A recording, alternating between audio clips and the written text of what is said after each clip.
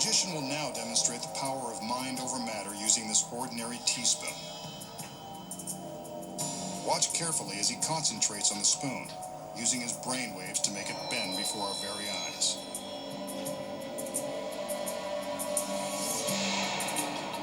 Amazing.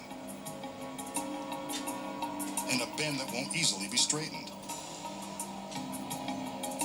This is one piece of silverware that's not going to fit back into the drawer, thanks to the power of the mind. Okay, so how did the magician bend this ordinary spoon with his mind? The secret is that the spoon isn't so ordinary. It's rigged with a spring at the center, so it will always curl up into this bent position. When the spoon appears to be bending by itself, the magician is just slowly releasing his grip on the spring, causing it to go from its open position back to its naturally bent position. The trick spoon does all the work. But how does it appear to be ordinary and ungimmicked when the magician shows how he can't straighten it? The secret here is that there are two spoons. The one with the spring that bends, and this one that is already bent.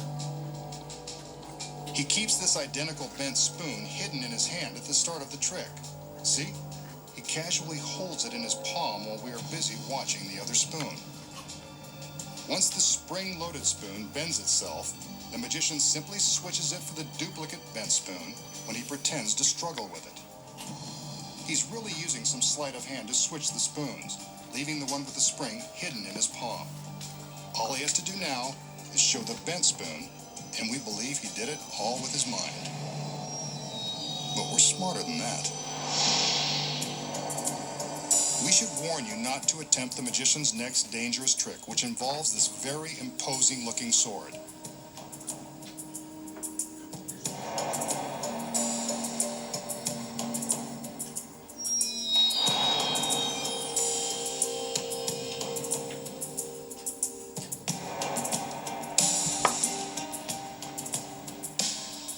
To prove that it's real, he plunges the sword into an apple, impaling it.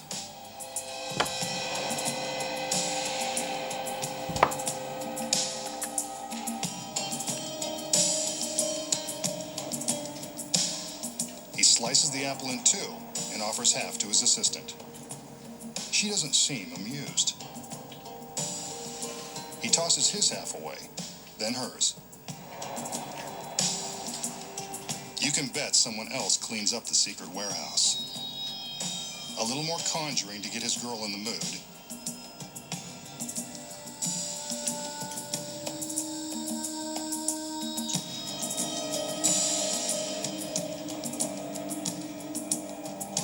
And he thrusts the sword into her stomach, then straight through her body.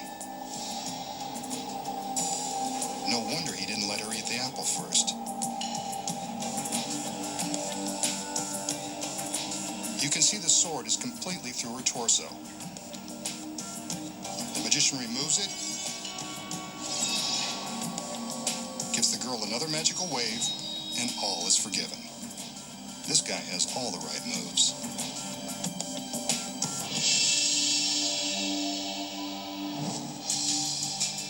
So how does the magician plunge the sword through the girl's body without killing her in cold blood? The first secret is in the sword. Actually, there are two of them. This one couldn't kill a fly. It's incredibly flexible. That's because it's made from two pieces of an ordinary tape measure that have been attached face to face.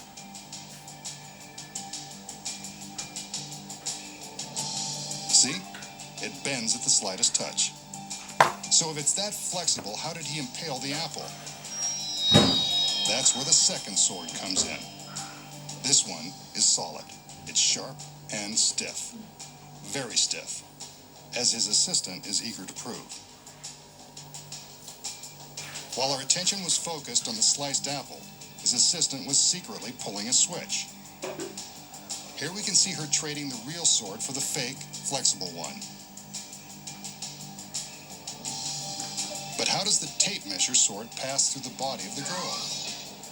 You guessed it, it doesn't. The secret is concealed by her costume. This trendy corset and sash combo isn't just making a bold fashion statement. It's hiding a flat metal tube that conforms to the girl's waist.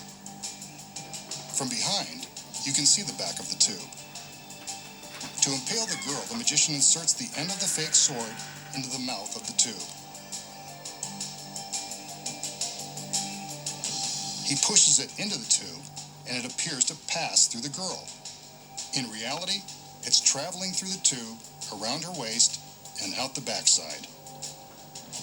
Close examination reveals that the sword looks much shorter now than it did before entering the tube.